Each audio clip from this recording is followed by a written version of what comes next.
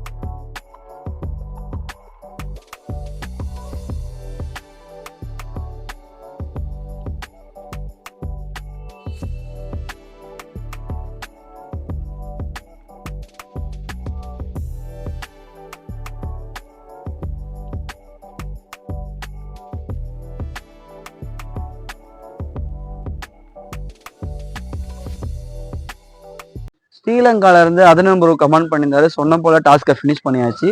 Next என்ன பண்ணலாம் சொல்லுங்க. பாய்.